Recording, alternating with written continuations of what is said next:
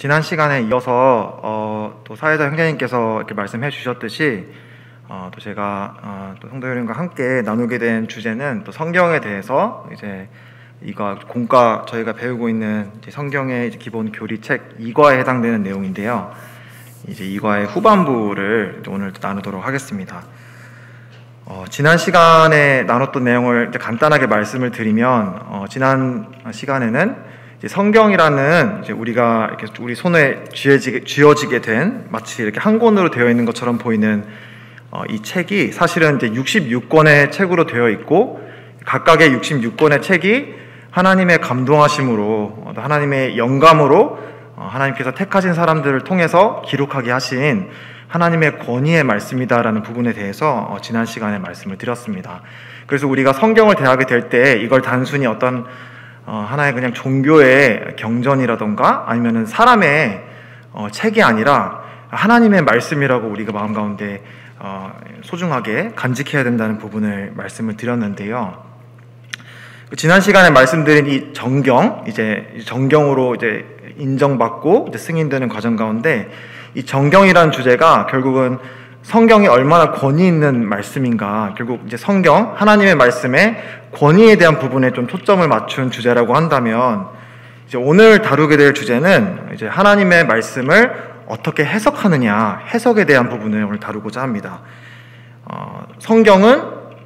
정경은 성경의 권위에 관련이 있다고 한다면 해석은 이 성경적인 관점, 이 성경을 우리가 어떻게 해석하고 어떻게 이해하는가, 그리고 그걸 통해서 우리가 갖게 되는 어떤 관점이 생기잖아요. 그 관점에 대한 부분을 다루는 주제이기 때문에 지난 시간 못지않게 우리가 이 성경을, 권위의 말씀인 이 성경을 어떻게 해석하느냐는 문제는 아주 중요한 주제라고 생각이 됩니다. 그리고 이제 우리가 이렇게 관점을 가지게 되면 결국은 그러한 관점을 통해서 우리가 믿음을 갖게 되고 결국 우리가 성경을 해석하는 대로 우리는 순종하고 그런 삶으로 나타나게 되잖아요. 그래서 이런 성경의 해석이라는 것은 전혀 어떤 좀 학식적이거나 학문적이거나 어떤 이론적인 문제뿐만이 아니라 사실은 우리의 실제 생활과도 아주 밀접한 그런 교리, 또 가르침이라고 생각이 들어집니다. 다만 이제 이 성경 해석이라고 했을 때 이 주제가 참 너무나 방대하더라고요. 결국은 이 66권의 책 하나하나를 다 어떻게 해석하느냐는 주제를 결국은 다루어야 되고, 제 자신도 사실은 평생 동안 이제 앞으로 어떻게 이 성경을 읽고 해석하고 또 삶 가운데 순종할 것인가, 이 부분은 저한테도 사실은 과제이고, 또 수많은 또 이런 경건한 또 그리스도인들, 또 이런 성경학자들이 다 통일된 그런 또 해석의 방법을 가지고 있는 것도 아니다 보니 이 짧은 시간에 제 자신이 부족한 사람이 이걸 다 어떤 정답처럼 말씀드리기는 어려운 부분이 많은 것 같아요. 다만 이 교제를 통해서 말해주고 있는 우리가 그리스도인이라고 한다면 마땅히 성경을 어떻게 읽고 해석해야 되는가라는 부분을 또 나름 또 공부하고 또 이렇게 읽고 느낀 점에 대해서 또 주어진 시간 동안 나누도록 하겠습니다. 성경을 해석한다라고 했을 때 사실은 제일 처음 떠올랐던 본문은 그 사도행전 8장에 있는 이제 잘 알고 계실 내용일 텐데요. 그 내용이 떠올랐어요. 사도행전 8장 혹시 있으시면 오늘 이렇게 주제들이 이렇게 표현들이나 조금 좀 학문적인 표현들이 좀 많이 나올 수도 있을 것 같아요. 이렇게 해석의 원칙들이 나오고 이제 그럴 때마다 또 제가 최대한 이렇게 알기 쉽게 풀어서 설명을 드리도록 할 텐데, 그리고 중간중간 이렇게 말씀을 찾아서 말씀을 드리도록 할 텐데, 좀 번거롭더라도 성경을 같이 찾아가면서 한번 우리가 성경을 어떻게 해석해야 될지 한번 살펴보면 좋겠습니다. 사도행전 8장 30절을 보시면은 이제 우리가 그 초대 예루살렘 교회에서 이제 하나님께서 이 교회를 만드시고, 그리고 그 예루살렘 교회 안에 7 집사들을 이렇게 세우는 장면들이 그 전에 나옵니다. 그리고 그 7 일꾼들 가운데 스데반이 유대인들에게 예수 그리스도의 복음, 하나님의 말씀을 이렇게 담대하게 증거하다가 이제 순교를 당하고 나서 이제 아주 심한 핍박이 이제 예루살렘 교회에 이제 닥치게 되고 이제 뿔뿔이 이제 흩어지게 되죠. 그리고 그 가운데 7 일꾼 가운데 한 사람이었던 이제 빌립이라는 사람이 이제 피난하는, 도망가는 과정 가운데 여러 도시들, 사마리아라던가 이런 도시들을 이렇게 방문하면서 하나님의 말씀을 전가하는 그런 장면들이 이제 사도행전 이제 지금 보고 있는 본문에 이제 나오고 있는 것입니다.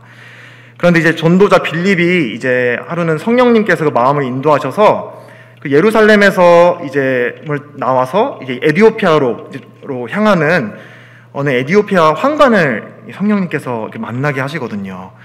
그리고 그런 가운데 이제 성령님께서 그 빌립의 마음 가운데 들어가서 저 마차 안에 들어가서 그 안에 있는 사람과 얘기를 나누고 복음을 전하거라라는 이런 인도하심을 받게 되는데, 사실은 이제 빌립은 어떤 상황이 있는지 모르잖아요. 그래서 딱 그 성령님의 말씀을 듣고 마차 안으로 달려 들어갔는데 마침 그때 그 안에 있던 에디오피아 내시는 이제 성경을 읽고 있었습니다. 성경을 읽고 있었고, 마침 그때 읽고 있었던 성경의 본문이 바로 그 당시 이제 구약 성경이었던 이사야서 말씀 53장의 내용을 이렇게 읽고 있었던 것이죠. 그리고 이제 이제 에디오피아 황관이 이 성경 본문을 읽으면서 여기에 이제 고난받는 종에 대해서 나오는데 참 거룩하고 거룩한 종인데 고난을 받고 있네. 이 사람은 누구일까라고 하는 그런 의문을 갖고 있는 가운데 이제 빌립이 불쑥 이제 들어오게 되는 것이죠. 그리고 이제 30절에 빌립이 이렇게 얘기를 합니다. 빌립이 달려가서 선지자 이사야의 글 읽는 것을 듣고 말하되 읽는 것을 깨닫느냐 대답하되 지도해주는 사람이 없으니 어찌 깨달을 수 있느냐 하고 빌립을 청하여 술에 올라 같이 앉으라 하니라. 그리고 그렇게 대화를 하다가 34절을 보시면 그 내시가 빌립에게 말하되 청컨대 내가 묻노니 선지자가 이 말한 것이 누구를 가리킴이냐 자기를 가리킴이냐 타인을 가리킴이냐. 이렇게 이제 이런 질문을 받고 나서 빌립은 옳거니 하고 이제 이사야 53장에 나오는 이 바로 고난받는 종이 주 예수 그리스도라는 사실을 증거하고 그것과 함께 이 내시에게 복음을 증거하게 됩니다. 그리고 우리가 잘 아는 스토리 같이 아주 아름다운 스토리가 우리가 이렇게 보게 되죠. 그래서 이제 구원을 받고 또 침례를 받게 되는 그런 모습을 보게 되는데요. 여기서 이제 이 에디오피아 내시가 던졌던 이 질문, 이 성경에서 이 성경 본문에서 가리키고 이 자가 누구이냐라고 이렇게 질문을 했는데 바로 이것이 이렇게 성경을 진중하게 해석하고자 하는 사람이 마음 가운데 품게 되는 이제 질문이라고 생각을 합니다. 이 성경이 가리키고 있는 것이 누구인가? 이 사람이 누구인가? 이 말씀이 의미하는 것이 무엇인가? 이거를 깨닫게 해주는 사람이 참 필요하겠다라고 하는 이런 어떤 우리의 마음도 이제 성경을 읽다 보면 생기게 되는데, 바로 그러한 필요로 인해서 우리가 이제 성경을 어떻게 해석하느냐라는 사실이 참 중요하다는 것을 이렇게 우리가 알 수 있는 그런 성경 본문인 것 같습니다. 해석이라는 단어를 한번 그 표준어 대국어 사전에서 한번 찾아봤어요. 그래서 거기서 나오는 그 이제 사전적인 정의는 이제 어떤 문장이나 사물을 통해 표현되는 내용을 알고 이제 깨우치고 그리고 그것을 설명하는 것을 이제 해석이라고 한다고 합니다. 다시 말해서 이제 우리가 성경을 해석한다라는 것을 이제 그런 해석이라는 단어의 의미 비추어서 생각을 해본다면, 이제 이 성경을 누군가가 기록을 했죠. 우리가 알기로는 이제 사람이 기록을 했는데 하나님께서 영감을 부여하셔서 감동하셔서 이제 사람이 기록을 하게 하신 것이죠. 그래서 성경을 해석한다는 것은 그 1차적으로는 그 사람 저자가 어떤 의도로 어떤 목적으로 어떤 뜻으로 그 본문을 기록했는가라는 것을 파악하는 것, 이해하는 것, 그게 바로 성경을 해석한다는 것의 1차적인 의미가 될 것입니다. 그리고 또 우리가 이제 오늘 배우는 이제 이 교재에 따르면은 궁극적으로는 물론 이제 그 사람 저자가 생각하는 그런 의도도 물론 포함은 되는 것이겠지만, 결국엔 그것을 통해서 우리가 알고자 하는 것은 하나님께서 하나님의 계시된 말씀을 통해서 말씀하시고자 하는 게 무엇인가, 하나님의 의도를 파악하는 것, 가장 궁극적인 이 성경의 저자 되시는 성령님의 의도를 파악하는 것이 바로 성경을 해석한다는 것의 의미가 아닐까 생각을 합니다. 이제 해석이라고 하는 단어가 풍기는 뉘앙스는 좀 뭔가 이렇게 암호를 해독하는, 뭔가 좀 어려운 것들을 열심히 이렇게 풀어가는 그런 느낌을 주는 단어인 것 같아요. 그런데 이 저자가 또 많은 성경학자가 말하는 바로에 따르면은 사실은 우리가 해석해야 되는 그런 성경 본문은 아주 1차적으로 그냥 이해하면 되는 본문들이 많다고 합니다. 하나님께서는 지난번에도 이렇게 나누었지만은 계시의 하나님이십니다. 우리 겸손한 마음으로 하나님을 알고자 하는 사람들에게, 그리고 또 겸비한 마음으로 하나님의 뜻을 구하는 사람들에게 하나님 자신이 어떠하신 분인지를 나타내시기를 전혀 주저하시는 분이 아니시다. 그런 정말 겸손히 구하는 사람에게는 하나님이 밝히 보여주시는 하나님이시라는 그런 부분을 나누었었는데요. 이런 성경 해석을 우리가 생각할 때도 마찬가지인 것 같아요. 사실은 대부분의 성경은 그냥 있는 그대로 자연스럽게 이해하면은 사실은 그게 바로 하나님이 의도하신 뜻인 경우가 대부분이라고 얘기를 하고 있습니다. 이제 예를 들자면은 요한복음 3장 16절을 들 수 있을 것 같아요. 하나님이 세상을 이처럼 사랑하사 독생자를 주셨으니 이는 저를 믿는 자마다 멸망하지 않고 영생을 얻게 하려 하심이라. 사실은 이런 걸 지적으로 이 말씀을 이해하지 못할 사람은 많지 않다고 생각해요. 아주 단순하고 그리고 누구라도 이해할 수 있는 남녀노소, 어린아이건 할아버지건 할머니건 정말 이렇게 이제 말을 좀 하실 수 있는 분이라면 누구나 그 말을 이해할 수 있는, 하나님이 세상을 이렇게 사랑하셔서 그 사랑하는 독생자를 이 땅에 보내주시고 누구든지 그 아들 예수 그리스도를 믿는 사람에게는 우리가 가야 될 그 영원한 멸망에 가지 않고 영원한 생명을 주시는구나 라고 하는 이 놀라운 진리를 그냥 플레인리 그냥 이렇게 자연스럽게 말씀을 해주고 계시다 라는 사실을 우리가 이제 배우게 되는 것입니다. 근데 그렇다고 우리가 이해하기 쉽다라고 해서 모든 사람이 이 말씀을 깨닫는 건 아니라고도 설명을 합니다.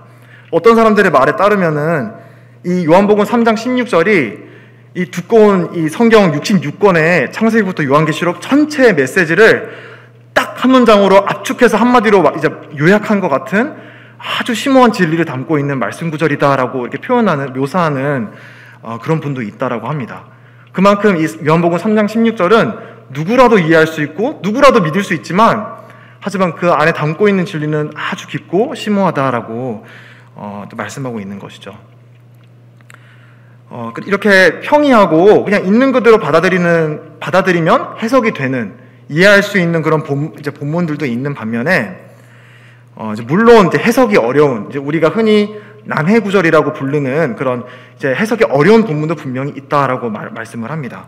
그래서 이제 대표적으로 이제 그런 성경의 비유라던가 상징이 나오는 그런 본문을 우리가 공부할 때는 그것을 이제 전후 맥락이라던가 또 다른 성경에서 그 동일한 상징을 어떤 의미로 사용했는가라는 것을 아주 신중하게 또 이렇게 살펴보는 그런 이런 노력들이, 연구가 또 필요한 것도 사실입니다.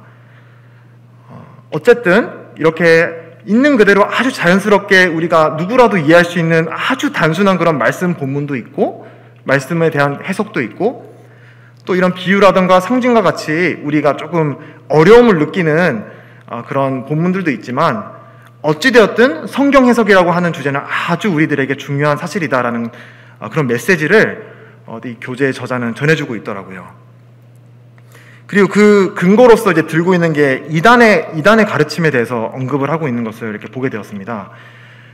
우리 주위에 발견하는 많은 이단이 있지 않습니까? 소위 이제 기독교라고 스스로를 기독교라고 부르지만 이제 기독교의 교리, 기독교 성경적인 그런 가르침과는 다른 교리를 가르치는 그런 이단들이 자신들의 가르침을 포교하고 전할 때 사실은 우리가 갖고 있는 이 성경을 인용해서 포교하는 경우가 참으로 많다라고 하는 것입니다. 그래서 그들이 어떤 주장을 하고 어떤 가르침을 내세울 때 그 근거를 성경 구절로 사용한다라는 사실을 우리가 감안한다면 단순히 성경을 인용한다는 것 자체가 바른 해석을 보장해주지는 않는다는 것을 우리는 알 수 있는 것 같습니다. 그리고 또 저도 곰곰이 생각을 해보니까 지난번에 이 성경의 권위에 도전했던 최초의 우리 인류 사람도 마찬가지였고요. 또 우리 주 예수님께서 광야에 사탄으로부터 시험을 받으실 때도 마찬가지였고, 사탄은 이 말씀의 권위를 무너뜨리기 위해서 어떻게든 이 말씀을 무너뜨리려고 하는 이런 전략을 사용한다고 지난번에 말씀드렸는데, 그뿐만이 아니라 이 사탄은 왜곡된 해석을 하기 위해서 사탄조차도 성경을 인용해서 왜곡된 해석을 통해서 사람을 무너뜨리려고 하는 그런 전략을 사용한다는 것을 마찬가지로 그 주님이 광야에서 받으신 시험의 이야기를 통해 우리는 알 수 있는 것 같습니다. 그 광야에서 사탄이 두 번째로 했던 그 시험을 혹시 기억을 하시나요? 거기서 사탄이 예수님의 성전 위로 데리고 가서 이렇게 뛰어내려 봐라. 성경 말씀에도 천사가 날개로 이렇게 떠받쳐서 보호해 줄 거라는 그런 말씀 구절이 있지 않느냐라고 하는 이 신명기 말씀을 인용하면서 예수님을 시험하는 장면이 나옵니다. 그 사탄이 그러니까 우리를 어떤 광명한 천사를 가장해서 또 우리를 이렇게 공격을 하기 때문에 항상 이게 성경을 믿지 않게 하는 방법만 사용하는 것이 아니라 성경을 잘못 믿게 하는 방식을 사용해서 또 우리를 하나님으로부터 멀어지게 만들고 우리의 신앙을 무너뜨리는 그런 공격의 어떤 전략을 사탄은 예수님의 때에도 사용을 했고 지금 우리의 때에도 사용하고 있다라는 사실을 우리가 생각이 될 때 올바르게 성경을 해석한다는 사실이 얼마나 중요한가. 우리의 신앙을 지키고 또 우리 또 주위에 있는 성도들의 신앙을 지키기 위해서는 우리가 그냥 성경이 하나님의 말씀이에요 그 이상으로 올바른 해석을 올바르게 이 성경을 해석하는 것이 참 얼마나 중요한가라는 사실을 이렇게 배울 수 있는 것 같습니다. 이제 해석에 대해서 이제 성경 해석에 대해서 이렇게 중요성에서 말씀을 드리는데 이제 뭔가 이제 해석 체계라는 말을 이제 쓰더라고요. 해석 체계. 근데 이제 체계라는 말을 쓰면 좀 약간 처음에 좀 거부감이 드는 것 같아요. 저 자신도 해석 체계, 해석 원리, 해석의 원칙 이런 말들이 이제 풍기는 뉘앙스 자체가 뭔가 좀 비인간적이고 좀 학문적이고 뭔가 이렇게 머리 똑똑한 사람들이 이렇게 얘기할 것 같은 그런 얘기인 것 같고 그쵸? 뭔가 이렇게 좀 인격적인 묘사가 별로 이렇게 배제된 그냥 지식적인 얘기만 하는 그런 이야기처럼 들리는 그런 단어가 이제 해석 체계인 것 같습니다. 근데 말씀드리고 싶은 것은 근데 이 체계라는 말이 가지고 있는 우리 의미를 알게 된다면 꼭 어떤 그런 단어를 쓰지 않더라도 올바른 해석 체계를 가지는 것이 참 얼마나 중요한가라는 것을 우리는 알 수 있는 것 같아요. 만약 이제 체계라는 의미는 또 사전에서 찾아보니까 일정한 원리란 뜻이래요. 일정한 원리, 일관된 어떤 원칙, 원리를 이제 체계라고 말을 한다고 합니다. 다시 말하면 우리가 성경을 읽게 될 때 일관된 원리로 어떤 일정한 원리로 이 성경을 해석을 하는 그런 원리가 없다 보면은 앞에서 언급했던 그런 이단이 범하고 있는 그런 오류에 빠지기 쉽다는 것입니다. 물론 그만큼 심각하지는 않더라도 우리가 일상생활에 어떤 주님의 뜻을 분별하고 우리가 어떤 일상생활의 진로를 선택한다거나 어떤 선택들을 하게 되잖아요. 그때마다 하나님의 뜻을 구하고 성경을 펼치게 될 텐데 이런 어떤 일정한 일관된 그리고 객관적인 그런 원리가 없다 보면은 그냥 아전인수격으로 나한테 맞는 그런 해석을 취할 수 있는 그런 유혹들이 분명히 있는 것 같습니다. 저 자신도 마찬가지고요. 그래서 이제 앞으로 우리가 이제 다루게 될 이제 그 이후에 3과 4가 5가 이렇게 가게 되면 하나님에 대해서 예수 그리스도에 대해서 구원, 그리스도 성령님, 우리 죄, 사람 이런 여러 가지 성경에서 굵직하게 다루고 있는 중요한 주제들에 대해서 우리가 다루게 될 터인데 어떤 하나의 본문에 대해서는 A라고 이제 해석을 하고 또 같은 맥락으로 말을 하고 있는 또 다른 본문에서는 또 다른 나한테 맞는 또 다른 해석 체계를 사용해서 해석을 하고 이런 방식으로 이제 해석을 하게 되면 이제 그걸로 인해서 아주 심각한 오류가 생길 수도 있겠지만 어쨌든 이제 올바른 해석에서는 멀어질 수 있는 그런 위험이 분명히 있다는 사실입니다. 그래서 이제 해석을 할 때 일관된 해석의 원리를 가지고 있는 것이 참 얼마나 중요한가라는 부분을 제 자신도 이 말씀을 이렇게 교재를 또 공부하면서도 갖게 되었고 이런 부분은 어떤 이제 자연스럽게 되지는 않는 것 같아요. 자연스럽게 되지는 않는 것 같고 어떤 훈련이 필요하고 또 부지런하게 말씀을 연구하고 상고하고 또 주위에 있는 또 이렇게 성도 형제 자매들과 이렇게 토론이나 교제를 통해서 이런 것들이 좀 다듬어져 갈 필요가 참 있겠구나라는 좀 생각을 가지게 되었습니다. 이제 이런 이제 중요하다 성경을 해석한다는 것이 이렇게 중요하다라는 것을 이제 말씀을 드리고 난 이후에 이제 이 교재의 저자는 몇 가지 중요한 성경 해석의 원칙들에 대해서 제시해주고 있습니다.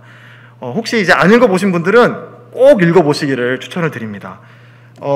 이 교재도 마찬가지고요. 이 교재에서는 이제 7가지 정도를 성경을 해석할 때 우리 그리스도인들이 이렇게 이 부분은 꼭 기억해 주세요라고 말씀을 해주고 있는데 이 부분뿐만 아니라 더 많이 이제 원칙들이 있거든요. 그래서 이제 그 해석의 원리를 다루고 있는 또 다양한 여러 가지 또 엠마오에서도 나오고 있는 책들도 있고 또 참고서들이 많이 있습니다. 그래서 개인적으로 성경을 연구하고 또 이렇게 진지하게 성경을 하나님의 뜻을 이렇게 연구하고 싶은 또 이렇게 이해하고자 하고 싶은 그런 분들이 있다면 이제 성경을 이렇게 어떻게 하면 올바로 해석할 수 있을까 이런 것들을 한번 신중하게 읽어보시기를 권해드립니다.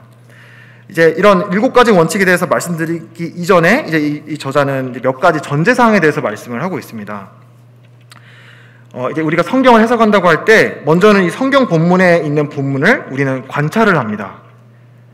관찰을 합니다. 그리고 이 관찰한 성경 본문을 우리는 이제 해석을 합니다. 관찰 다음에 우리는 이제 해석을 하게 되고요. 그리고 이 해석한 이 성경 말씀을 우리는 이제 적용하게 되는 것이죠. 그래서 보통은 이 세 단계를 보통 우리가 개인적인 묵상의 시간을 가질 때도 그렇고 성경을 연구할 때 이 세 가지를 보통 나누어서 성경을 공부하게 되는데, 이 세 가지를 어쨌든 잘 구분해서 생각할 필요가 있다라고 이제 이 교재의 저자는 말하고 있습니다. 왜냐하면은 아까도 말씀드렸다시피 이 해석의 궁극적인 목표는 저자의 의도를 파악하는 것입니다. 저자의 의도를 파악하는 것인데, 결국 하나님께서는 어떤 말씀을 던져놓고 그냥 그걸 대하는 사람 상황상마다 다 다른 의미로 해석되게 열린 결말로 말씀을 주시는 분이 아니라는 사실을 우리는 꼭 기억해야 된다. 다시 말하면 주님이 어떤 한 구절에 대해서 말씀을 하신 거면 그 궁극적인 하나님의 의도는 하나다라는 사실을 우리는 꼭 기억해야 됩니다. 물론 그걸 이제 우리 사람이 한계가 있기 때문에 내가 생각하는 해석이 다 옳다라고 말은 할 수 없지만, 적어도 하나님이 계시하시고 하나님 측면에서는 적어도 하나님의 의도는 한 가지의 의미를 염두에 두고 이 말씀을 주셨다라는 사실을 우리가 잘 기억하고, 그럼 하나님은 그 의도하신 한 가지 의미가 무엇일까라는 것을 이렇게 곰곰하게 생각해 가면서 말씀을 대해야 된다. 근데 이제 그것까지 무엇이 구별이 돼야 되냐면, 어쨌든 그 의미는 하나이지만, 근데 그 주어진 하나의 의미의 말씀에 대해서 그 말씀을 읽는 사람들이 겪고 있는 상황, 마음의 상태, 이런 건 다 다양하잖아요. 그 말씀에서 이제 도출이 되는 이런 원리라던가 하나님의 어떠하심이라던가 이런 일반적인 그런 원리들에 대해서는 이런 다양한 상황에 대해서 다양하게 적용이 될 수가 있다. 그래서 성경이 의미하고 있는 바는 하나이지만 적용은 다양하다라는 부분을 이제 성경을 해석할 때 먼저는 꼭 전제를 해야 된다라고 전하고 있습니다. 그리고 다른 한 가지는 성경을 해석할 수 있는 사람, 이제 해석이라는 말이 좀 이렇게 딱딱하게 들리신다면, 성경의 참 의미를 이렇게 깨달을 수 있는 사람은 거듭난 사람이다라고 얘기를 해주고 있습니다. 그리고 거듭난 사람이라고 다 올바로 해석하는 것이 아니라 이제 거듭난 사람이 그 마음속에 내재하고 계시는 성령님의 조명을 따라서 성령님을 의지하고 또 성령께서 마음에 비추어 주실 때만이 그 성경의 참 뜻을 이해할 수 있다라고 또 말씀을 해주고 있습니다. 이제 제가 앞으로 이렇게 7가지 정도를 원칙들을 말씀드리게 될 텐데, 기계적으로 7가지 이런 원리들을 그냥 기계적으로 적용한다고 다 올바른 해석이 되는 것이 아니라는 사실인 것입니다. 이게 하나님의 말씀은 참 그런 의미로는 참 신비로운 것 같아요.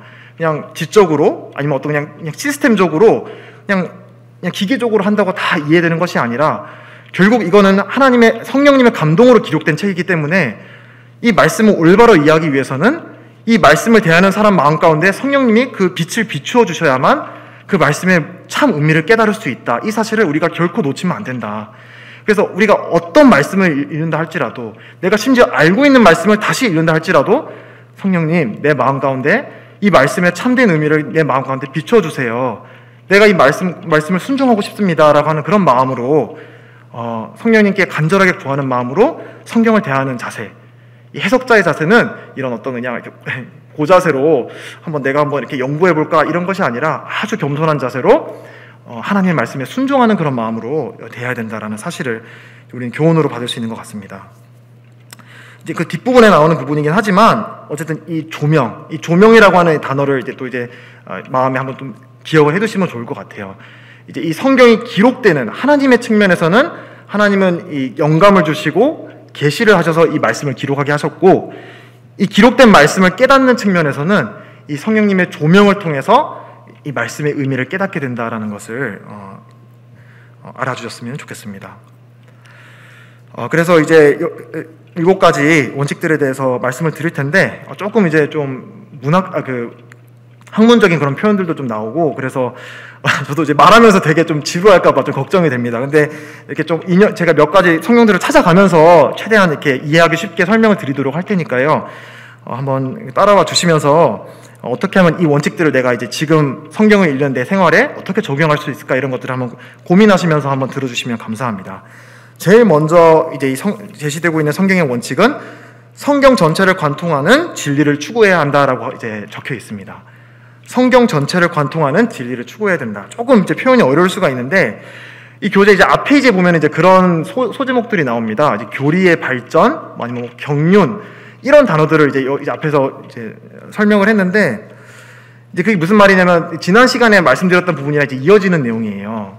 그러니까 하나님께서는 우리 사람들에게 하나님을 계시하셨다고 하셨잖아요. 하나님의 어떠하심을, 하나님의 뜻을, 프로그램을, 하나님이 사람을 향해서 세상을 대해서 가지고 있는 이 뜻을 우리에게 계시하셨는데, 그 계시하시는 방식 자체가 하늘에서 뚝 떨어져 그냥 이렇게 뭐 교리책 해가지고 딱 떨어지게 만든다거나, 아니면은 뭐 신론 해가지고 하나님에 대해서 딱 모아서 주신 그런 방식으로 하나님이 계시하신 것이 아니라, 그 긴 역사 가운데 하나님이 파편이 되는 이런 책들을 또 그 하나님이 택하신 그런 민족들의 상황에 맞게 하나님의 뜻을 계시하시고 하나님의 어떠하심을 또 이렇게 계시하시는 그런 방식으로 이제 하나님이 점차 이렇게 하나님의 계시가 이렇게 확장되었다라고 하는 것이 이제 우리가 보통 계시의 점진적인 발전이다라고 하는 이제 그런 의미거든요. 근데 바로 이제 그 하나님이 계시하시는 방식 자체가 바로 이제 경륜이라고 하는 방식입니다. 경륜. 이제 또 다른 말로는 이제 세대라고도 말을 하는데, 이제 경륜이라고 하는 이제 성경적인 의미는 어떤 일정한 기간 안에 하나님께서 사람을 다스리는 방식을 이제 경륜이라고 합니다. 이제 그 경자가 우리가 경영하다 할 때 그 경자거든요. 그래서 하나님은 바뀌시는 분이 아니시죠. 하나님은 회전하는 그림자도 없으시고 항상 동일하신 분이시지만, 하나님께서는 그분의 어떠하심과 그분의 영광과 뜻과 프로그램과 이런 모든 그분의 어떠하심을 사람들에게 계시해 나가실 때 바로 이 경륜이라고 하는 방식으로 계시해 나가셨다라는 것을 우리는 이해할 수 있습니다. 그래서 이제 우리가 신약에서 나오는 이런 내용들을, 이게 성경을 해석하는 거랑 어떤 관련이 있느냐, 방금 우리가 읽은 성경 전체를 관통하는 진리를 추구한다는 거랑 이게 무슨 관련이 있느냐라고 이제 물으신다면은, 다시 말하면 우리가 이제 구약을 읽게 될 때 이제 아담의 때가 있고 또 노아의 때가 있고 모세의 때가 있지 않습니까? 근데 거기서 나오는 어떤 그런 가르침, 거기서 나오는 어떤 원리들을 확대 해석해가지고 그냥 일반론으로 만들면 안 된다. 이제 그렇게 우리가 이제 교훈을 받을 수 있는 내용인 것 같아요. 그러니까 아담의 때, 노아의 때에는 그때에 맞는 하나님의 계시가 있었고, 또 다윗의 때는 또 더 점차 확장된 또 하나님의 계시가 있었고, 또 예수 그리스도 하나님의 아들을 통해서 완전히 나타난 신약의 계시가 있었다는 것이죠. 그래서 우리가 어떤 구약을 읽을 때 어떤 그 원리를 도출해가지고 급속하게 나한테 그냥 바로 적용해버리는 이제 그런 점에 대해서 우리가 이제 주의해야 된다라는 사실을 말을 해주고 있습니다. 이거를 이제 적용할 수 있는 본문이 이제 시편 51장에 나오는 말씀, 시편 51편에 나오는 말씀을 간단하게 한번 적용을 해볼 수 있을 것 같아요. 한번 펴보시면 예를 들어서 한번 적용을 해보겠습니다. 시편 51장은 이제 다윗의 시입니다. 다윗의 시인데, 다윗이 이제 밧세바의 아내 우리아의 아내 밧세바인가요? 우리아의 아내 밧세바 항상 헷갈리는데, 이제 아주 범죄를 하고 나서 이제 어떤 기간이 지나고 나서 이제 하나님이 선지자를 보내시고 그 자신이 그 범한 죄에 대해서 깊이 이제 통감하는, 죄에 대해서 깊이 통감하는 이런 자복의 시가 사실 이제 시편 51편의 시인데요. 이제 51편 11절에는 이제 이런 표현이 나옵니다. 나를 주 앞에서 쫓아내지 마시며 주의 성령을 내게서 거두지 마소서라고 하는 그런 성경 구절이 나오는데, 이제 이걸 하나의 예를 든다면은, 다윗은 하나님이 이렇게 깨닫게 하시니까 죄를 이렇게 깊이 깨닫고 나서 이런 기도를 드렸구나. 그렇지, 우리가 죄를 이렇게 생활 중에서도 죄를 짓고 나면 이렇게 자백을 해야지. 다윗도 성령님이 떠나지 말아달라고 간절하게 기도를 했네. 그렇네. 그럼 나도 그러면 성령님이 내 안에서 떠나지 말아달라고 간절히 기도해야겠다. 예를 들면 이렇게 해석을 하고 삶에 적용을 한다라고 한다면은, 이제 거기에는 이제 방금 말씀드린 이런 원칙의 어떤 오류를 이제 범하게 되는 것이다. 그러니까 이제 다윗의 때에는 우리 지금 신약의 때처럼 성령님이 우리 마음 가운데 내주하시고 이제 영원토록 우리 마음 가운데 성령님께서 우리 마음 가운데 인치셨다라는 그런 개념이 이 다윗의 때에는 아직 계시되지 않은 거예요. 그래서 이런 죄를 범한 거에 대해서 성령님이 떠난 거에 대한 어떤 두려움을, 물론 성령님의 감동으로 기록을 한 것이지만 이 계시의 어떤 점진적인 발전이라는 측면을 우리가 살펴보게 된다면, 이제 신약 때를 살고 있는 우리에게는 이제 이런 기도는 할 필요가 없는 것이죠. 이제 좀 더 신약적인 개념을 우리가 이해하게 된다면, 이제 하나님이 우리가 평상시에 이제 죄를 범하게 되면, 그치, 성경 말씀에서 성령님은 내 안에 떠나시지는 않지만 내 안에 있는 성령님이 근심하신다고 하셨지. 내가 이렇게 죄를 범하면은 내 안에 있는 성령님의 충만함이 소멸된다고 했지. 그렇구나. 내 안에 있는 성령님 근심하게 해서 죄송합니다. 주님의 보혈로 내가 영원히 죄가 속죄되었지만 하나님을 슬프시게 했군요. 제가 다시는 그러지 않겠습니다. 이런 기도를 하는 것이 이제 어떤 이런 경륜을 잘 이해하는 그런 사람의 기도가 되는 것이다라고 말씀드릴 수 있을 것 같습니다. 그리고 이제 교재 두 번째로 이제 매겨진 부분인데 이것도 설상가상입니다. 여기는 더 이제 어떤 표현이 나오냐면 신인, 동형, 동성설이란 말이 나오고요. 또 이제 신인, 동감, 동정설이란 말이 두 가지가 있습니다. 근데 이 단어는 모르셔도 전혀 상관이 없습니다. 이 뜻만 아시면 되는 건데, 이제 이 말이 뭐냐면은 결국은 하나님께서 사람에게 언어를 주셨다라고 하는 것입니다. 사람에게 언어를 주셨고, 하나님이 사람에게 커뮤니케이션 하실 때, 우리와 소통을 하실 때, 우리가 알아듣지 못하는 어떤 막 신적인 천상의 언어로 우리한테 말씀을 하시는 그런 게 아니라, 우리 사람의 언어로 우리에게 말씀하신다. 심지어는 하나님은 우리 사람의 언어란 건 한계가 있잖아요. 어떻게 우리 사람의 언어로 이 무한하신 하나님을 다 표현할 수 있겠어요?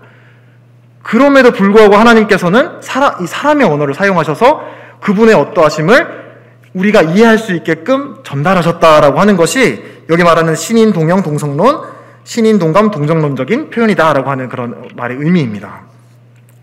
예를 들면은 이제 그런 것이죠. 그러니까 이제 이걸 통해서 이제 우리가 받을 수 있는 교훈은 하나님께서 이제 우리 인간의 말을 빌려서 사용해서 그분을 계시를 하셨는데 그 사람의 언어로 하나님을 제한해서는 안 된다라고 하는 교훈을 우리가 받을 수 있는 것입니다. 예를 들면은 하나님께서는 우리 사람의 어떤 신체 부위를 사용하셔서 하나님의 이런 어떠하심을 나타내십니다. 하나님의 얼굴이라던가 하나님의 귀라던가 내가 내 귀로 너의 말을 들었다라고 말씀하신다거나 하나님의 발등상이라는 표현도 나오고 하나님의 손이라는 표현도 나오고 근데 이런 표현들을 볼 때마다 하나님은 우리처럼 육체를 가지신 분이구나라고 이해해서는 안 된다는 것이죠.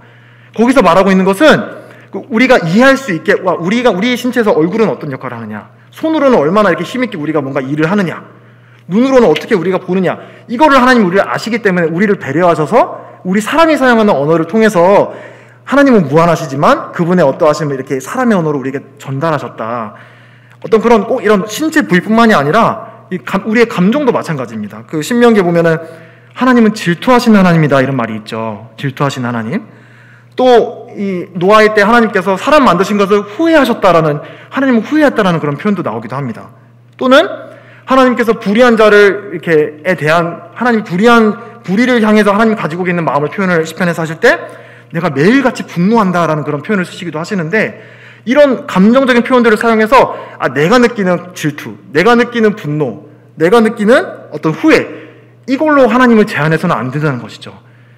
다만 하나님께서는 그런 인간의 언어, 우리가 인간이 느끼는 감정과 어떤 신체 부위에 해당되는 그런 언어들을 사용하셔서 우리들이 알아들을 수 있게 사용하셨다. 그래서 이제 성경을 읽으실 때 이런 하나님께서 우리를 배려하셔서 우리 수준에 맞춰서 말씀하시는 것들이 있다라고 해서 우리가 섣불리 하나님을 제한해버리는 그런 실수를 이제 범하지는 말아야겠다라는 그런 교훈을 또 얻을 수 있는 것 같습니다. 세 번째는 이제 좀 빠르게 넘어가겠습니다. 세 번째 같은 경우는 이제 우리가 어떤 일을 하더라도 근거 구조를 찾아라라고 하는 그런 교훈인데요. 이건 너무나 중요한 거죠. 너무나 중요한 건데 뭐 많이 깊이 얘기할 부분은 없는 것 같습니다.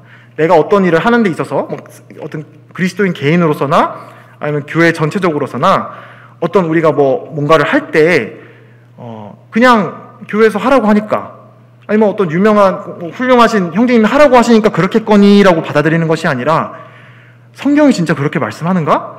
라고 하는 그런 자세로 우리가 성경을 연구해야 된다, 해석해야 된다. 그래서 이제 이 말을 들으면 딱 떠오르는 사람이 이제 사도행전 마찬가지로 베레아 사람이 저는 떠오르더라고요. 이제 사도 바울이 이제 사도였잖아요. 사도였고 아주 그 권위 있게 하나님의 말씀을 전했을 텐데 그럼에도 불구하고 베레아 사람들은 이 사도 바울이 전했던 예수 그리스도의 복음과 하나님의 말씀 메시지를 듣고 나서 정말 그러한가 성경을 상고하고 확인하는 그런 과정들을 했었습니다. 그리고 이제 성경은 그런 행동을 했던 베레아 사람들을 신사적이었다라고 표현을 하거든요. 그래서 우리도 마찬가지로 신사적인 그리스도인이 되기 위해서는 그냥 훌륭하신 앞에서 강단에 서서 말씀하시니까 그렇겠다. 책에 그렇게 적혀 있으니까 맞겠지가 아니라 성경이 진짜 그렇게 말씀하는가 돌아가서 기도하는 마음으로 이렇게 판단해보고 이렇게 분별해보고 하는 과정들이 중요하다라는 사실입니다. 그리고 이제 다음으로 나오는 내용은 내용의 문맥과 역사적 배경을 살펴봐야 된다라고 하는 내용이 나옵니다. 이제 성경 해석이라고 하는 주제를 다룰 때 가장 중요한 한 단어만 꼽아라 이렇게 얘기를 한다면 저 같으면 문맥을 뽑을 것 같아요. 문맥. 이게 이제 성경 구절을 문맥을 빼고 이제 해석해 버린 순간 정말 상상의 나래로 말도 안 되는 그런 얘기가 나올 수 있거든요. 그리고 수많은 그런 아까 말한 이단적인 가르침들도 결국은 문맥을 빼놓고 딱 한 구절만 가지고 본인들의 입맛에 맞게 인용하기 때문에 이제 이단적인 가르침이 되는 것이고요. 그래서 우리가 이제 성경을 볼 때 그 내용면에서나 그 역사적인 배경면에서나 이 맥락, 흐름, 그 여러 가지 요소들이 이제 고려할 것들이 있겠지만 어쨌든 이 문맥이라는 사실을 꼭 유념하시면서 문맥을 통해 내가 이 말씀의 구절을 이해하겠다. 잘 이해가 안 되면은 그 전후 단락을 또 그 책 전체를 또 성경 전체를 비추어 가시면서 그 성경을 읽는 자세가 중요하다라고 말씀드릴 수 있을 것 같습니다. 그래서 이제 몇 가지 팁이 있다면 이제 그러므로라는 한 단어가 나오잖아요. 그러므로 따라서 영어 같은 경우는 therefore 이런 말들 thus 이제 그런 말들이 나오면 딱 일단 그때 멈춰서는 게 좋은 것 같아요. 딱 멈춰서시고 그러므로라고 하는 단어가 나오면은 이제 그 전후 단락을 보시면서 그 그러므로가 나오는 구절이 나오게 된 전 단락의 내용은 어떤 내용들이 있고 그 후에 단락에 있는 내용은 어떤 단락이 있는지를 잘 바라보시면은 조금 더 온전하게 하나님의 어떤 의도로 그런 말씀을 주셨는지를 이해하는 데 도움이 되시리라고 생각이 듭니다. 이 부분에 대해서는 이제 한 가지 또 예를 든다면 이제 빌립보서 2장 말씀을 이제 한번 펴주시면 감사드립니다. 그 빌립보서 2장 말씀에 이제 나오는 구절이 이 원칙을 한번 적용해 볼 수 있지 않을까 생각이 드는데요. 2장 12절입니다. 그러므로 나의 사랑하는 자들아 너희가 나 있을 때뿐 아니라 더욱 지금 나 없을 때에도 항상 복종하여 두렵고 떨림으로 너희 구원을 이루라. 두렵고 떨림으로 구원을 이루라? 이 말을 듣고 이제 예를 들면 이렇게 말씀하실지 성도님들은 안 계시겠지만 그런 의문이 생길 수가 있는 것이죠. 구원은 어떤 나의 행위라던가 사람의 의지나 뜻으로 구원받는 게 아니라 하나님의 은혜로 그리고 그 예수 그리스도를 믿는 믿음으로 받는 구원이라고 나는 알았는데 왜 여기서는 마치 노력인 것처럼 얘기를 하지? 라고 하는 어떤 의문점을 가질 수가 있는 것이죠. 예를 들면 이제 그런 이와 같은 그런 어떤 말씀을 우리가 맞닥뜨리게 될 때 바로 이제 뒤에 있는 구절이라던가 바로 앞 구절을 바라보게 되면은 이제 그런 이제 의문이 사라지게 되는 것이죠. 바로 그 뒷구절을 보시면 이렇게 말씀을 하고 있습니다. 너희 안에서 행하시는 이는 하나님이시니 자기의 기쁘신 뜻을 위하여 너희의 소원을 두고 행하게 하시나니. 이제 조금 더 이제 빌립보서 전체의 내용이나 이런 것들을 파악하게 되면은 결국 빌립보 교회가 어떤 처해 있던 상황이 있었고 그리고 그 어떤 문제적인 상황이 있었고 그 문제에 대한 해결책으로 사도 바울은 그 앞단락에서 얘기하고 있듯이 너희들이 그리스도의 마음을 품어야 된다라고 말을 해주고 있습니다. 그 그리스도의 마음은 하나님과 동등됨을 취하지 않고 철저하게 자기를 종의 형체를 가지고 비우신 겸손의 영, 겸손의 마음을 너희가 한가운데 품어야 된다. 그리고 이어지는 교훈으로서 너희가 삶 가운데 두렵고 떨리는 마음으로 이 죄의 영향력으로부터 너희를 올가매는 이런 겸손으로부터 멀어지게 만드는 이런 영향력으로부터 이제 구원에 가는 이제 성경에서 그래서 전체적으로 봐야 되는데 그래서 구원을 영원한 죄의 형벌로부터의 구원도 있는 반면에 우리가 날마다 살아가는 이런 성화로부터의 죄의 어떤 영향력으로부터의 구원이 있잖아요. 그래서 이제 그런 의미를 보게 될 때 하나님께서 우리 마음 가운데 소원을 두시고 하나님이 우리 마음 가운데 이 성화의 삶을 이루어 가시는 그런 의미로 여기서 구원이 사용되었구나라고 하는데 이해하는데 이 맥락을 살펴보게 되면 이제 어렵지 않게 그걸 이해할 수 있는 것이죠. 이제 그냥 단적으로 한 구절만 말씀을 드렸지만 이제 많은 성경 구절들을 이렇게 맥락 가운데 우리가 이렇게 읽게 되면은 해석하는 데 큰 도움이 되시리라 생각을 합니다. 그리고 이제 5번하고 6번은 제가 이렇게 합쳐서 설명을 드릴게요. 이거는 이 부분도 사실은 저도 충분히 다 이해를 했다라고 생각을 하지 않는데요. 어쨌든 여기서 말하고자 하는 그런 요지는 일관된 해석 체계, 해석의 원칙을 견지해라라고 하는 부분이라고 생각이 듭니다. 그래서 아까 처음에 말씀드렸다시피 어떤 본문에 대해서는 이렇게 해석했다가 또 같은 어떤 맥락으로 이렇게 해석해야 되는 부분이 있는데 전혀 생뚱맞게 새로운 방법으로 해석하는 그런 부분을 조심해야 된다. 이제 그래서 나오는 이제 표현이 이제 영해라고 하는 표현이 또 나오는데 영해라고 하는 것은 어떤 사물, 어떤 인물, 사건 이런 것들에 대해서 그거를 그냥 있는 그대로 문자적으로 해석하는 것이 아니라 어떤 영적인 의미로 도출하는 것을 이제 영해라고 하거든요. 근데 영해 자체가 무조건 틀렸다라고 말할 수가 없습니다. 왜냐하면 하나님께서는 분명히 어떤 비유라든가 상징과 같이 분명히 영해를 의도하신 말씀들이 분명히 있거든요. 다만 우리가 이제 조심해야 되는 영해는 하나님께서 그렇게 의도하시지 않은 본문에 대해서 영해하는 순간 이제 우리가 이제 위험한 어떤 잘못된 그런 분별을 하게 되는 위험에 빠질 이제 위험에 있는 것입니다. 그래서 여기서 이제 예를 들고 있는 것이 그리스도의 초림. 이 구약에서 말씀해주고 있는 우리 이 아까 고난받는 종에서 말씀드렸는데 이 예수 그리스도의 고난, 죽음, 부활, 승천 이런 것들에 대해서 예언을 했잖아요. 근데 그게 다 문자적으로 다 성취가 되었다라고 한다면 그럼 마찬가지로 구약이라던가 또 신약에도 심지어는 예수 그리스도께서 이 땅에 다시 재림하셔서 초림뿐만 아니라 그리스도의 재림과 그분이 이 땅에서 어떻게 통치하시고 그 통치하실 땅이 어떻게 된다라고 하는 그런 부분도 그냥 어떤 영적으로 막 어떤 상징적인 의미가 아니라 초림도 문자적으로 해석이 됐다면 그럼 그리스도의 재림도 문자적으로 이제 이루어질 것이다, 성취될 것이다. 이런 어떤 일관성이 필요하다라는 이제 부분을 말해주고 있습니다. 그래서 이런 부분을 잘 우리가 구분하게 된다면 디모데 죄송합니다. 후서에서 말씀하고 있듯이 진리의 말씀을 잘 분별하라 하는 그런 사도 바울의 말이 있었잖아요. 분별하다, 나누다. 그래서 우리가 이런 것들을 잘 나누어서 하나님이 구별하신 것들은 우리가 구별할 수 있는 이런 어떤 분별의 안목을 우리가 가질 수 있다. 그래서 이걸 위해서는 우리가 어떤 일관된 어떤 해석의 체계, 어떤 해석의 원리들을 우리가 이렇게 가지고 있어야 된다. 그래서 어떤 이스라엘과 교회의 구별, 또 뭐 천년왕국의 문자적인 성취 이런 것들의 주제가 다 사실은 이 일관된 해석의 체계와 이제 관련된 주제인 거고요. 그리고 처음에 말씀드렸다시피 이제 이게 우리의 일상생활과 무관한 게 아니에요. 우리 교회에서 어떤 기도를 하느냐. 만약에 우리가 영적인 이스라엘이라고 생각하면은 하나님께서 이스라엘에게 약속하신 것들을 우리가 구하겠죠. 하지만 우리가 이스라엘과 구별된 또 다른 교회라고 하는 하나님이 특별하게 또 교회에게 특별히 구별된 어떤 약속과 축복과 또 우리가 감수해야 될 것들에 대해 말씀하셨다면 우리 이제 그거를 이해하면서 그걸 감안하면서 하나님께 어떤 뜻을 구하고 기도를 하고 또 그런 부분을 생활 가운데 하나님과 이제 교제를 하게 될 것입니다.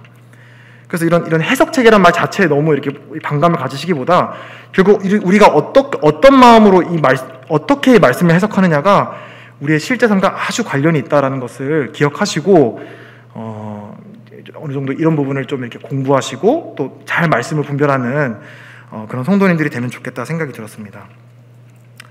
6번 같은 경우는 이제 교리적으로 성경 한 책이 예를 들면 이제 구원은 상실될 수 없다. 영원한 구원의 안전에 대해서 말하는 동시에 또 구원이 마치 상실될 수 있다는 말을 이렇게 모순이 있는 그런 교리를 두 가지를 한 번에 가르칠 수 없다라고 하는 그런 부분을 말씀해주고 있는 건데요. 어쨌든 어떤 일관성, 해석에 있어서는 교리적으로나 문법적으로나 역사적으로나 어떤 해석을 할 때 일관성이 중요하다라는 것을 이제 말해주고 있습니다.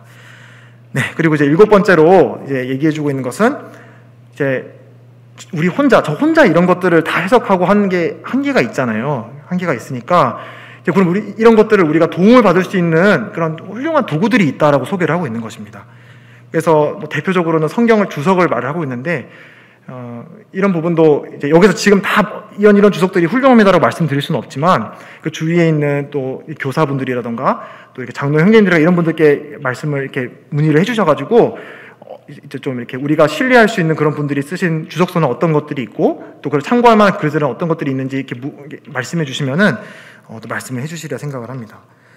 뿐만 아니라 이제 최고의 주석은 성경의 최고의 주석은 성경이다라고 하는 그런 말씀도 있듯이 여기서 또 아주 강조해서 말하고 있는 부분 중에 하나가 이제 관주 성경 또는 이제 콘코던스라고 하는데 영어로는 이제 우리말로는 용어 색인 그러니까 그 구절에 나오는 그 동일한 단어가 그 성경 다른 본문에는 어디에 있는지 그 주소를 적어놓는 그런 게 부분이 있거든요. 색인이라고 하죠.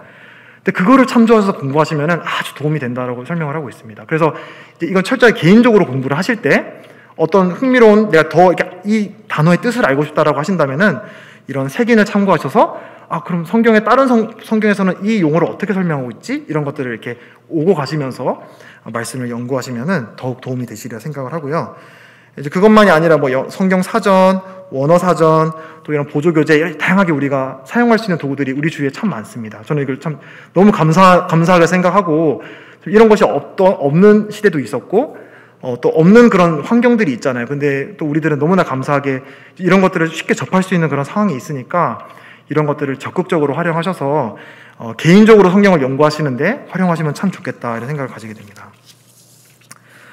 그래서 이제 이 성경 7가지의 성경 원칙들에 대해서 말씀을 드렸는데, 다시 한번 말씀을 드리지만, 근데 이 체계가 올바른 분별을 보장해 주지는 않는 것 같아요. 이런 것들을 우리가 잘 도움을 받을 수는 있지만, 결국 이 성경, 이 해석의 목적은 하나님께서 무슨 뜻인가를 우리가 분별하는 거잖아요. 이해하는 것인데, 그걸 위해서는 정말 성령님께서 우리 가운데 마음에 조명을 해주셔야 된다.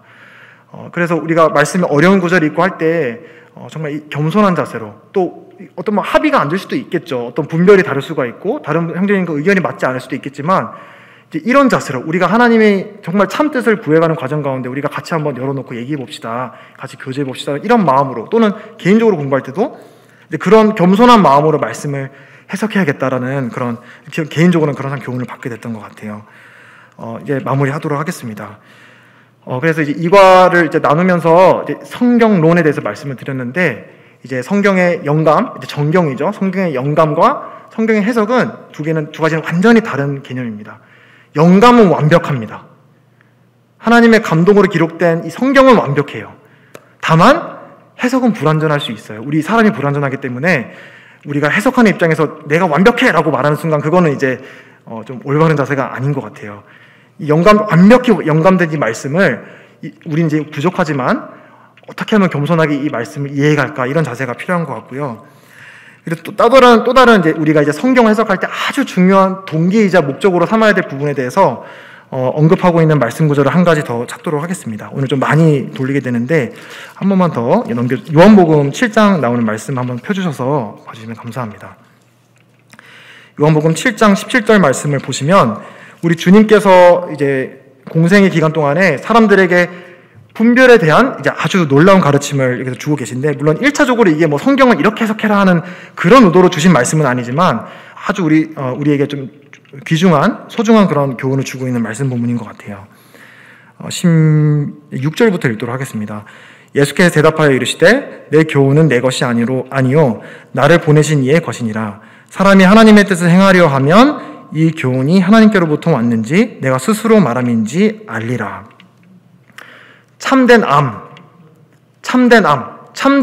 올바른 분별, 참된 알매 전제로 되는 게 무엇이라고 하나요? 더 높은 지식의 수준이라고 말씀하지 않아요. 아버지의 뜻을, 하나님의 뜻을 행하려 하거든 너희가 알리라라고 얘기를 해주시고 계십니다. 이거 아주 중요한 원리를 말씀해주고 있는 것 같아요.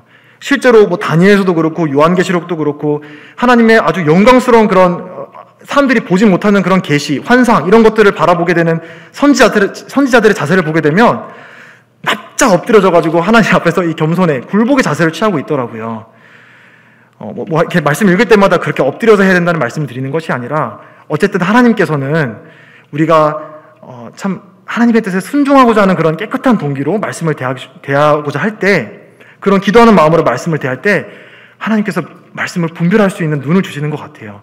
최근에 그 선교사 세미나, 은퇴하신 선교사 형제님들이 이제 세미나를 하셨어요. 그래가지고 이제 선교에 관심 있는 분들이 이렇게 초대가 돼가지고 이제 뭐 선교의 부르심부터 시작해서 어떤 현실적인 그런 여러 가지 이런 주제들에 대해서 이렇게 얘기를 들었는데 참 너무나 은혜가 되는 그런 시간이었거든요. 근데 이제 거기에 한 형제님이 이제 선교사로 부르심을 받는 간증을 하시면서 부르심에 대한 부분을 얘기하시는데, 어떤 분이 그렇게 질문을 하셨어요. 우리가 어떻게 부르심을 분별할 수 있느냐.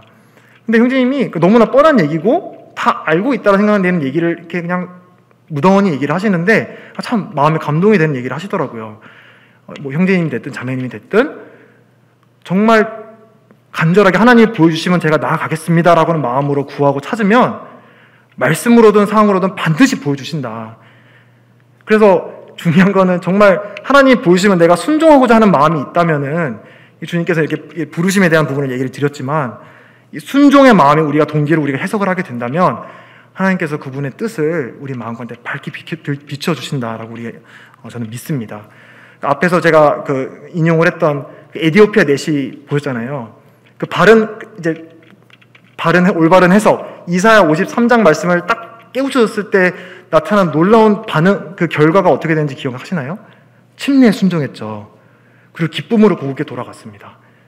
바로 이 바른 해석은 이 순종의 동기가 되어서 일어날 뿐만 아니라 이 바른 해석이 이루어지게 되면은 올바른 결과로서 또한 순종이 나타나게 되는 것입니다. 그래서 동기도 순종, 목적도, 결과도 순종. 그래서 나 얼마나 내가 훌륭한 해석체를 가졌어 라고 자랑하기 위해서 우리가 이 해석을 배우는 것이 아니라 하나님의 뜻을 올바로 알고 거기에 순종하는 것. 그게 이제 바로 해석을 하는 목적이다라는 부분을 꼭 말씀드리고 싶었고요. 이제 아까 베레아인 그 부분도 참 우리가 꼭 기억을 해야겠다. 그냥 어떤 한 훌륭하신 분이 얘기했다고 해서 맹목적으로 따라가는 것이 아니라 정말 말씀이 그러한지 우리가 확인하는 작업. 그래서 저는 이제 이 강단 말씀만 듣는 것보다 성도 형제 자매님들 한 분 한 분께서 개인적으로 성경을 펴서 연구하고 또 말씀 묵상하는, 개인적으로 이렇게 연구하시는 그런 시간을 가지시면 참 이런 삶을 살아가는데, 이런 어두운 시기를 살아가는데 참 큰 힘이 되고 또 무기가 될 것이다라고 생각을 합니다. 조금 시간이 지났는데 조금만 더, 이제 한 가지만 더 나누고 내려가도록 하겠습니다. 한 가지 더 적극적으로 이제 추천드리고 싶은 거는 우리 교회에 있는 그 장로 형제님들이나 교사 형제님들을 적극적으로 활용하라. 이거는 제 경험으로도 아는 부분인데 적극적으로 이제 활용하라는 거를 이제 얘기 드리고 싶습니다. 제가 청년 때도 되게 이렇게 성경 읽다 보면 궁금하거나 꼭 성경이 아니더라도 이제 뭐 좀 궁금한 것들이 저는 이제 많이 있었거든요. 그래서 뭐 우리가 많이 할 수 있는 그런 질문들, 애기들은 죽으면 뭐 천국에 가요, 지옥에 가요, 뭐 조선시대에 있던 사람들은 뭐 복음을 못 들은 사람들은 어떻게, 이런 여러 가지 좀 이렇게 좀 이런 질문들이 있었는데 그런 것들을 그때 교사 형제님들한테 보내고, 네, 지금 앞에 계시는 황 기자 그때 보냈던 기억이 나고 이렇게 보냈는데 정말 성실성 있고 이렇게 다 답해 주시고 또 이렇게 말씀을 해주시더라고요. 그리고 또 이런 부분을 이 본문 한번 읽어보고 한번 묵상해봐라 이렇게 얘기를 해주시고, 그래서 또 우리가 주변에 이렇게 말씀에 또 이렇게 열정이 있고 또 많이 아시는 장로님들, 또 교사 형제님들이 계시니까 이런 분들을 또 적극적으로 또 활용을 해서 또 말씀 안에서 잘 무장이 되고 하나님의 뜻에 순종하는 그런 또 형제 자매님들이 되셨으면 좋겠습니다. 네, 그럼 기도하고 마치도록 하겠습니다. 아버지 하나님, 감사합니다. 이 시간 하나님의 말씀을 우리가 어떻게 해석해야 되느냐라는 부분을 또 이렇게 나누게 되었는데, 주님, 저희 성도 형제 자매님 한 분 한 분 마음 가운데 참 겸손히 하나님의 말씀을 대하는 자세를 좀 갖게 해주시고 하나님의 뜻을 좀 밝히 비추어 주셔서 이 땅에 살아가는 동안에 어떤 선택을 하든 하나님께서 기뻐하시는 그런 선택을 하는 그런 형제 자매님들이 되실 수 있도록, 또 우리 서울북부교회가 될 수 있도록 주님께서 도와주시기를 간절히 기도드립니다. 또 이어지는 또 이 교리에 대한 공부 가운데서 주님 함께 해주시고 주님께 의탁을 드립니다. 이 모든 것 주 예수 그리스도 이름으로 기도드렸습니다. 아멘.